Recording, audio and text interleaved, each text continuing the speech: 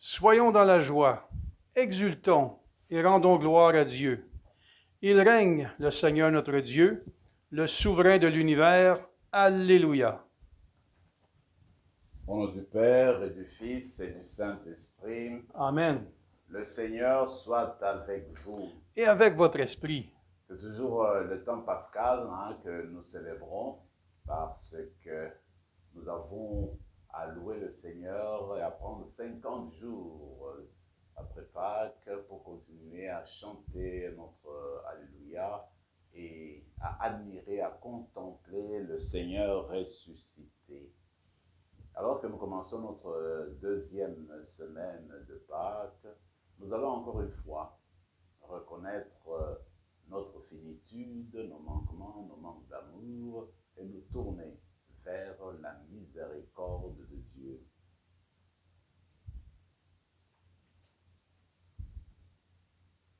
Prends pitié de nous, Seigneur. Nous avons péché contre toi. Montre-nous, Seigneur, ta miséricorde. Et donne-nous ton salut. Que Dieu Tout-Puissant nous fasse miséricorde, qu'il nous pardonne nos péchés et nous conduise à la vie éternelle. Amen. Seigneur, prends pitié. Seigneur, prends pitié. Ô Christ, prends pitié. Ô Christ, prends pitié. Seigneur, prends pitié. Seigneur, prends pitié. Prions le Seigneur.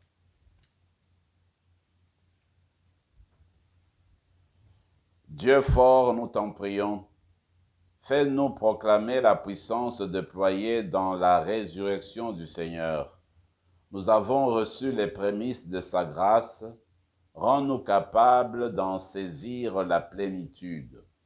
Par Jésus-Christ, ton Fils, notre Seigneur, qui vit et règne avec toi dans l'unité du Saint-Esprit, Dieu pour les siècles des siècles. Amen.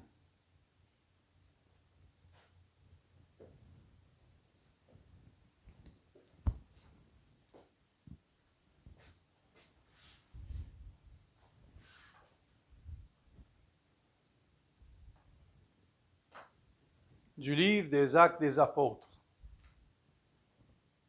La multitude de ceux qui étaient devenus croyants avait un seul cœur et une seule âme, et personne ne disait que ses biens lui appartenaient en propre, mais ils avaient tout en commun.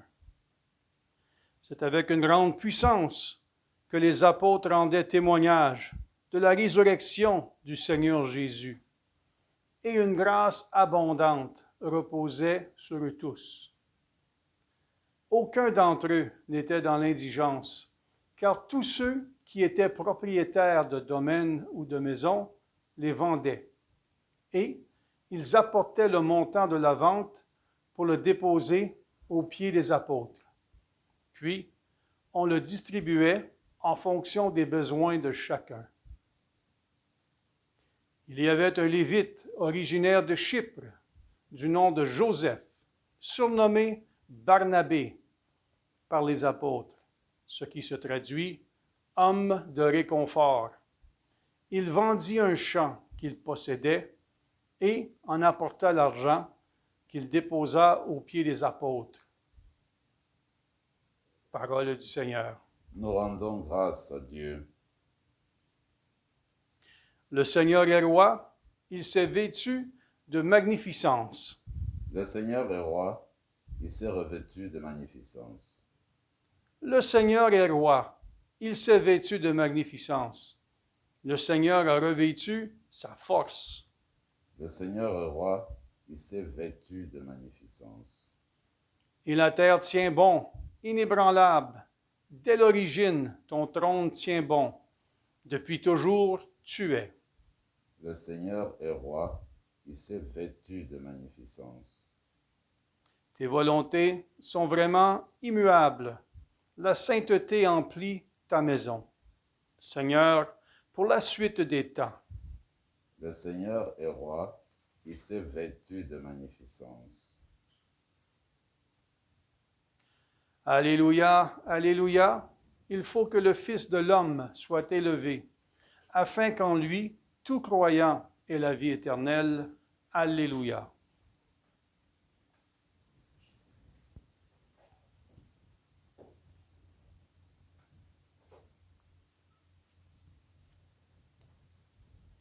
Le Seigneur soit avec vous. et avec votre esprit. Évangile de Jésus-Christ selon Saint Jean. Gloire à toi, Seigneur. En ce temps-là, Jésus disait à Nicodème, « Il vous faut naître d'en haut. Le vent souffle où il veut. Tu entends sa voix, mais tu ne sais ni d'où il vient, ni où il va. Il en est ainsi pour qui est né du souffle de l'Esprit. » Nicodème reprit, « Comment cela peut-il se faire ?» Jésus lui répondit, « Tu es un maître qui enseigne Israël, et tu ne connais pas ces choses-là? Amen, amen, je te le dis, nous parlons de ce que nous savons, nous témoignons de ce que nous avons vu, et vous ne recevez pas notre témoignage. Si vous ne croyez pas, lorsque je vous parle des choses de la terre, comment croirez-vous quand je vous parlerai des choses du ciel? Car nul n'est monté au ciel, sinon celui qui est descendu du ciel, le Fils de l'homme. De même que le serpent de bronze fut élevé par Moïse dans le désert, ainsi faut-il que le Fils de l'homme soit élevé, afin qu'en lui, tout homme qui croit ait la vie éternelle. Acclamons la parole du Seigneur. Louange à toi, Seigneur Jésus.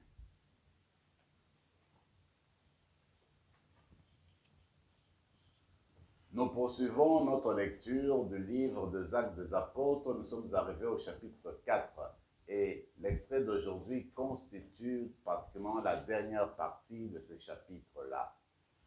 Ce qui est frappant, c'est de voir comment la communauté chrétienne, la communauté primitive s'est organisée. Il faut dire que le changement, la nouvelle vie que va adopter cette communauté est suite à l'Esprit du Seigneur. Est un changement provoqué, initié par l'Esprit de Dieu. Alors que les frères et les sœurs se retrouvent ensemble, l'Esprit leur pousse à améliorer, à approfondir leurs relations spirituelles, leurs relations fraternelles. Ils se rendent compte qu'il faudrait qu'ils demeurent d'une même âme, d'un même cœur. Donc qu'ils soient un, qui se rassemblent, qui vivent en communion, qui se soutiennent mutuellement et qu'ils reflètent cette fraternité qui jaillit, n'est-ce pas, de l'Esprit du Seigneur. Alors concrètement, qu'est-ce qui arrive? Parce qu'ils sont de commun accord, parce qu'ils s'acceptent mutuellement, parce qu'ils écoutent la prédication apostolique, ils comprennent qu'ils doivent partager leurs biens, que parmi eux, il doit y avoir personne qui connaissent l'indigence, qui connaissent la pauvreté. Alors c'est ainsi que les personnes qui avaient des biens, ils viennent, ils les mettent aux pieds des apôtres, dit le texte, et on prenait tous ces biens-là, on les partageait pour que chacun, chacune ait sa part et continue à mener une vie régulière.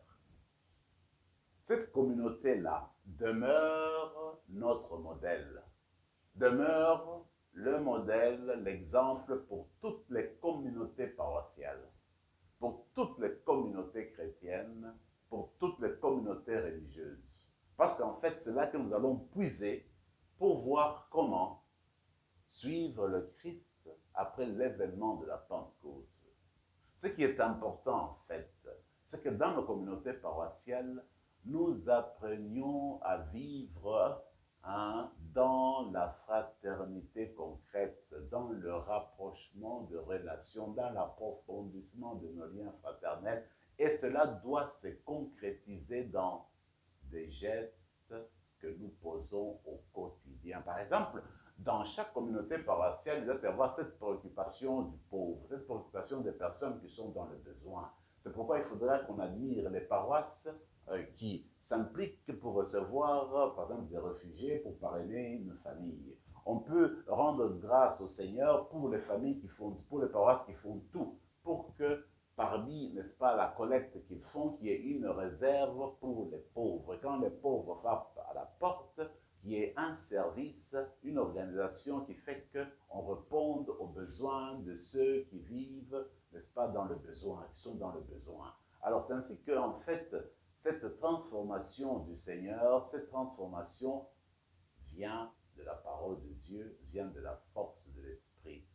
Nous autres, dans notre communauté ici, à Saint-Rémy, nous sommes appelés aussi à regarder de près cette communauté primitive où tout le monde était d'un seul cœur, d'une seule âme. Nous devons tendre vers là, nous devons nous converger vers là. Et en étant un dans une même âme, dans un même esprit, dans un même cœur, alors nous sommes invités à veiller sur les plus démunis de chez nous, les personnes qui sont dans le besoin. Et là, il me semble qu'il ne faudrait pas oublier qu'il y a aussi cette pauvreté spirituelle, il y a aussi cette manque du cœur, de l'esprit, des personnes qui sont dans le besoin, qui veulent peut-être une aide morale, une aide spirituelle, les personnes qui n'arrivent pas à comprendre certaines manières, certaines formes de vivre, qui ont besoin d'informations, qui ont besoin d'accompagnement spirituel, qui ont besoin d'accompagnement humain, qui ont besoin d'accompagnement psychologique, etc. C'est tout cela qu'il faudrait considérer. Donc, une communauté paroissiale ne peut pas du tout dormir parce que, éveillée par la force de l'esprit, appelée par la fraternité universelle, secouée par la parole de Jésus, qui est cette parole que prêchaient les apôtres. Regardez l'exemple qu'on nous donne de celui qu'on appelait Barnabé. Évidemment, son nom Joseph, il a été surnommé Barnabé, c'est pas pour rien. Quand on te donne un surnom, comme on le dit dans cet extrait-là, eh bien, c'était l'homme du réconfort. Déjà, les premiers chrétiens sentaient la présence de cet homme-là qui réconfortait les autres, qui leur apportait ce dont ils avaient besoin, qui soutenait les autres. Et c'est pas pour rien qu'on a donné ce surnom-là. Comme on le verra dans la suite des textes, il va jouer un rôle important dans cette église débutante, hein, et il apportera du soutien, du réconfort aux autres. Il me semble que dans notre vie chrétienne, telle que nous sommes, dans nos engagements chrétiens, chacune de nous est appelé à être l'homme de réconfort, la femme de réconfort. Donc, la personne qui sait soutenir les autres, qui sait prêter ses épaules pour prendre les autres, qui sait prêter sa foi, qui sait prêter sa compréhension pour accueillir le malheur des autres, pour accueillir, n'est-ce pas, l'angoisse des autres, les préoccupations des autres. Alors ça, c'est une grâce qu'on peut demander pour que vous et moi, nous devenions vraiment des personnes du réconfort, nous devenions des Barnabés, des personnes qui appuient et puis qui, n'est-ce pas, facilitent, réconfortent, donnent l'espoir aux personnes qui nous entourent. L'évangile est très connu, c'est Jésus qui reçoit Nicodème cette nuit-là. Et Nicodème, qui était maître en Israël, qui enseignait, alors il admirait Jésus et il a désiré tellement lui parler. Alors, pour éviter le scandale qu'il allait causer dans sa communauté, il est parti voir Jésus la nuit. Personne ne le savait. Il est parti s'entretenir avec Jésus. Et de cet entretien nous est parvenu des richesses, de belles richesses, n'est-ce pas, de notre parole, de notre foi. La première chose, c'est de voir que le Seigneur dit, il faut renaître d'en haut. Eh bien, pour comprendre la parole de Dieu, pour être disciple de Jésus et pour le rester, il faut naître d'en haut. On est d'en haut par l'Esprit Saint, encore une fois. Nous pouvons naître de la terre, c'est-à-dire que nous sommes renouvelés, nous sommes habités, nourris par du mondain, par de la finitude, par des choses passagères, par des choses qui nourrissent simplement le physique, l'extérieur. Alors là, c'est naître du monde. On va nulle part. Par contre, le Seigneur nous invite à naître d'en haut. Pas naître du monde, pas naître de la terre, mais naître d'en haut. Et on est d'en haut par la grâce de l'Esprit. Alors quand on vient d'en haut, alors on devient tout changé, tout transformé. On commence une nouvelle vie. Une nouvelle vie qui nous conduit à l'établissement, à l'édification du royaume de Dieu, un royaume d'amour, de compassion, de pardon, de justice. Un royaume où tout le monde est renouvelé, tout le monde commence une nouvelle vie, une vie qui est greffée sur celle du Seigneur ressuscité. C'est une vie en fait tournée vers Dieu. C'est une vie en Dieu. Alors dans ce sens-là, c'est toute une autre manière de voir. Alors à ce moment-là, quand tu es ancré en Dieu, tu commences à voir d'autres perspectives, tu commences à voir les choses autrement. C'est que pour suivre Jésus, il faut renaître. Et on ne renaît pas de soi-même. Il faut se laisser prendre par l'Esprit, transformer et nous laisser mettre au monde par l'Esprit de Dieu pour que nous devenions de nouvelles personnes. Voilà, il me semble une affirmation capitale dans cet échange de Jésus avec Nicodème. La deuxième que l'Église va beaucoup exploiter, qu'on va beaucoup exploiter nous tous, nous toutes, c'est dans le sens que l'Esprit Saint, on ne sait d'où il vient, où il va. C'est comme le vent, c'est comme le souffle. Alors personne ne peut dire qu'il monopolise l'Esprit du Seigneur. Dieu est libre de l'envoyer où il veut et quand il veut. Donc on peut dire que nous devons être attentifs à la voix de l'Esprit. Ce n'est pas nous qui contrôlions l'Esprit. L'Esprit est de Dieu. Donc l'Esprit peut provenir de partout, de quatre coins de l'horizon, de différents milieux, de différentes familles, de différentes nations, de différents peuples. Parce que tous, la terre, tout le monde entier, j'allais dire, appartient à Dieu et Dieu seul sait comment guider son esprit ici et là. Alors nous autres, c'est être attentifs à cet esprit, être ouverts à cet esprit quand il souffle sur nous, que nous apprenions à l'accueillir. Comme je le dis, c'est lui qui va gérer, initier cette transformation profonde en nous. Voilà ce que nous devons voir et demander dans la messe d'aujourd'hui, que nous demeurions ouverts à l'Esprit du Seigneur. Et que comme Nicodème, apprenons à le voir Jésus, à dialoguer avec lui, à nous ouvrir à lui. Et la conversation se termine encore par cette belle image.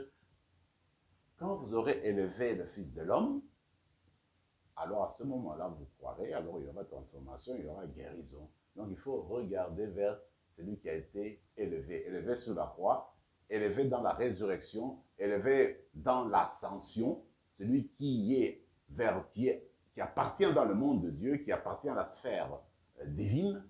Il faut le regarder, lever le regard. Alors quand on lève le regard vers le Seigneur ressuscité, celui qui est d'en haut, alors c'est ces mouvements-là, ces regards-là, qui va obtenir cette puissance de transformation qui va entrer par nos yeux de cœur et commencer le changement viscéral. Alors, durant tout ce temps, Pascal, levons les yeux vers celui qui a été élevé par la résurrection et nous connaîtrons cette transformation au jour le jour.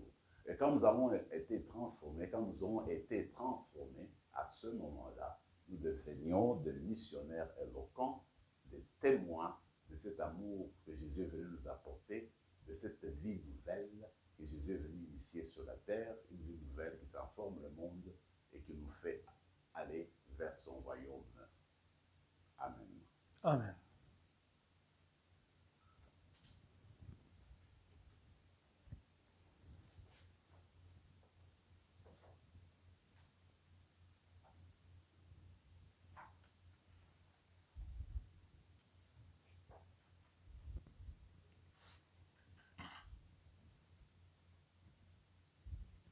Tu es béni, Seigneur, Dieu de l'univers, toi qui nous donnes ce pain, fruit de la terre et du travail des hommes et des femmes. Nous te le présentons, il deviendra le pain de la vie. Béni soit Dieu, maintenant et toujours.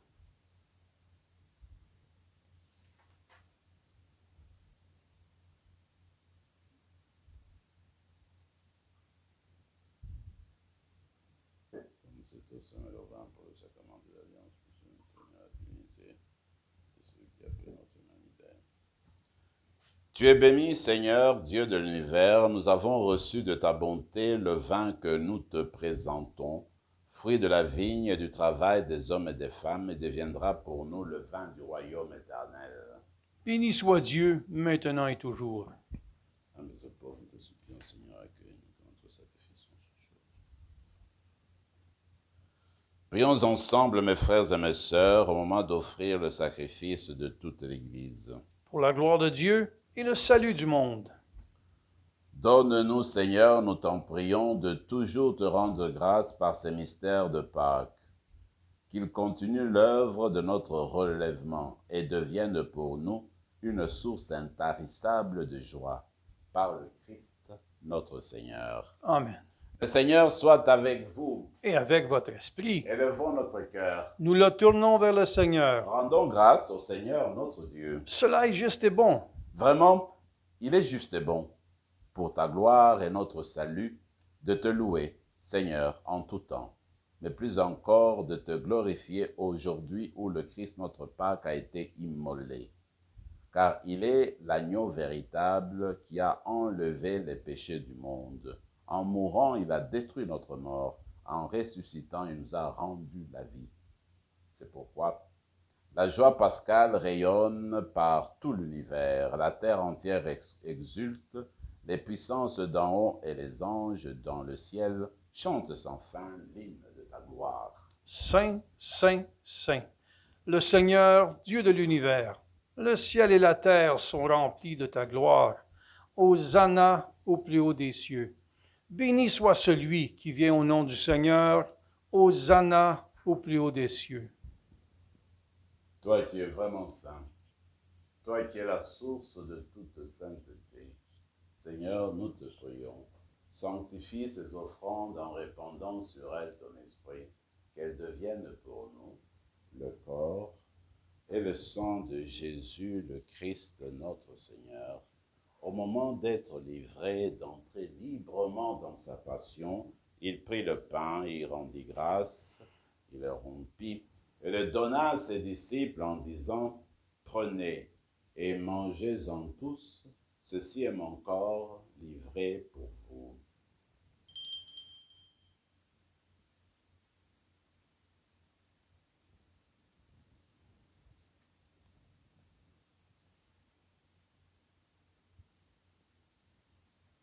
De même, après le repas, il prit la coupe.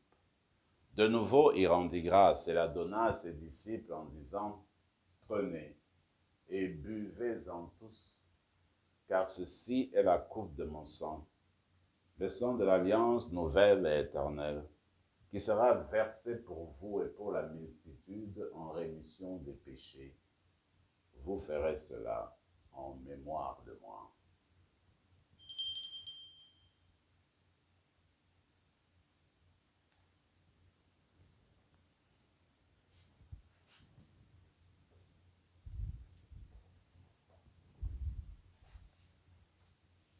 Acclamons le mystère de la foi. Quand nous mangeons ce pain et buvons à cette coupe, nous annonçons ta mort, Seigneur ressuscité, et nous attendons que tu viennes. En faisant ainsi mémoire de la mort et de la résurrection de ton Fils, nous t'offrons, Seigneur, le pain de la vie et la coupe du salut. Et nous te rendons grâce car tu nous as estimés dignes de nous tenir devant toi pour te servir. Humblement, nous te demandons qu'en ayant part au corps et au sang du Christ, nous soyons rassemblés par l'Esprit Saint en un seul corps. Souviens-toi, Seigneur, de ton Église répandue à travers le monde. Fais-la grandir dans ta charité en union avec notre pape François, notre évêque Marcel et tous les évêques, les prêtres et les diacres. Souviens-toi aussi de nos frères et sœurs qui se sont endormis dans l'espérance de la résurrection. Et souviens-toi, dans ta miséricorde, de tous les défunts. Accueille-les dans la lumière de ton visage.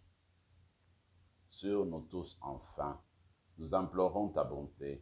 Permets qu'avec la Vierge Marie, la bienheureuse Mère de Dieu, avec Saint Joseph son époux, avec les apôtres et tous les saints qui ont fait ta joie au long des âges, nous ayons part à la vie éternelle et que nous chantions ta louange et ta gloire par ton Fils Jésus, le Christ. Par lui, avec lui et en lui, à toi Dieu le Père Tout-Puissant, dans l'unité du Saint-Esprit, tout honneur et toute gloire pour les siècles des siècles. Amen. Comme nous l'avons appris du Sauveur et selon son commandement, nous osons dire, Notre Père qui es aux cieux, que ton nom soit sanctifié, que ton règne vienne, que ta volonté soit faite sur la terre comme au ciel. Donne-nous aujourd'hui notre pain de ce jour. Pardonne-nous nos offenses, que nous pardonnons aussi à ceux qui nous ont offensés. Et ne nous laisse pas entrer en tentation, mais délivre-nous du mal. Délivre-nous de tout mal, Seigneur, et donne la paix à notre temps. Par ta miséricorde, libère-nous du péché. Rassure-nous devant les épreuves en cette vie où nous espérons le bonheur que tu promets et l'avènement de Jésus-Christ, notre Sauveur. Car c'est à toi qu'appartiennent le règne, la puissance et la gloire pour les siècles des siècles. Seigneur Jésus-Christ, tu as dit à tes apôtres, je vous laisse la paix, je vous donne ma paix. Ne regarde pas nos péchés, mais la foi de ton Église. Pour que ta volonté s'accomplisse, donne-lui toujours cette paix et conduis-la vers l'unité parfaite, toi qui vis et règnes pour les siècles des siècles. Amen. Que la paix du Seigneur soit toujours avec vous. Et avec votre esprit, Agneau de Dieu, qui enlève le péché du monde, prends pitié de nous. Agneau de Dieu, qui enlève le péché du monde, prends pitié de nous. Agneau de Dieu, qui enlève le péché du monde, donne-nous la paix. Seigneur Jésus-Christ, que cette communion à ton corps et à ton sang n'entraîne pour nous ni jugement ni condamnation, mais par ta bonté qu'elle soutienne notre esprit et notre corps et nous donne la guérison. Voici le ressuscité, il est l'agneau de Dieu qui enlève les péchés du monde. Heureux les invités au repas des noces de l'agneau. Seigneur, je ne suis pas digne de te recevoir, mais dis seulement une parole et je serai guéri. Que le corps et le sang du Christ nous gardent pour la vie éternelle. Amen.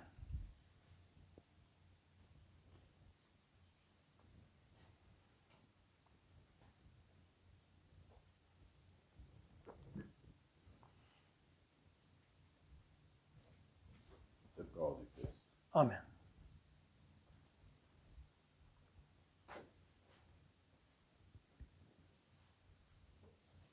Prenons maintenant quelques moments de silence et de prière.